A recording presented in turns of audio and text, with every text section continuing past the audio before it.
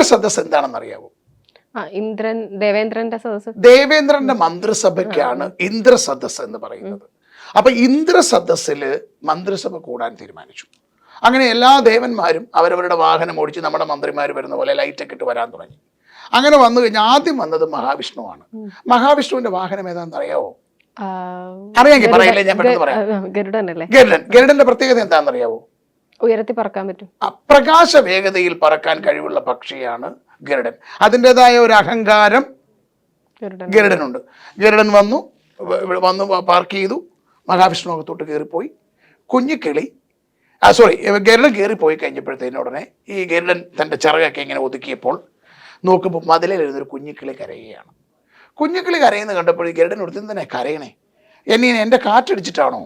ഒരു 2 മിനിറ്റ് കഴിഞ്ഞപ്പോഴത്തേന് ഈ കുഞ്ഞുക്കിളി ഇടയ്ക്ക് വഴിയിലേക്ക് നോക്കുന്നുണ്ട്. നോക്കിയപ്പോൾ അവിടുന്ന് കാലൻ വണ്ടി ഓടിച്ചു വരികയാണ്. കാലന്റെ വാഹനം ഏതാണെന്ന് അറിയാലോ അല്ലേ? പോത്ത്. അപ്പൊ കാലൻ വന്ന് കെട്ടി.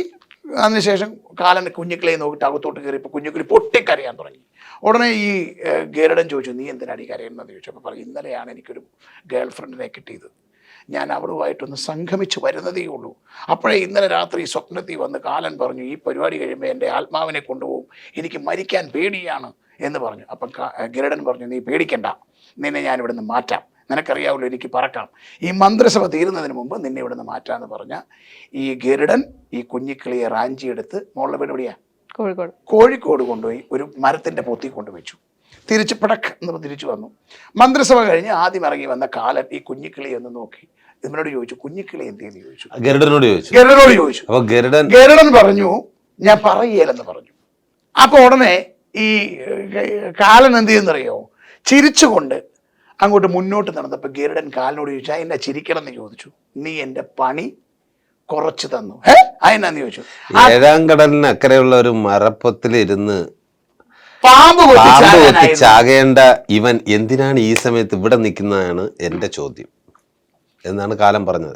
എന്ന് പറഞ്ഞതുപോലെ നമുക്കൊരു സമയമുണ്ട്. ആ സമയത്ത് മാത്രമേ എന്തും നടക്കത്തുള്ളൂ. യോഗം. അപ്പൊ അതുകൊണ്ട് അങ്ങനെ ആരെങ്കിലും ശത്രുക്കൾ വന്നാൽ അവരവിടെ നിൽക്കട്ടെ. അത്രയും അതൊന്നും ടെൻഷൻ അടിക്കുന്നത്. എതിരൊക്കെ വരും, എതിരും വരും, നല്ലതും വരും. എനിക്കങ്ങനെ എതിരൊന്നുമില്ല. ഇവിടെ എന്നെ എല്ലാവർക്കും ഇഷ്ടമാണ്. എന്നോട് എല്ലാവർക്കും പ്രണയമാണ്.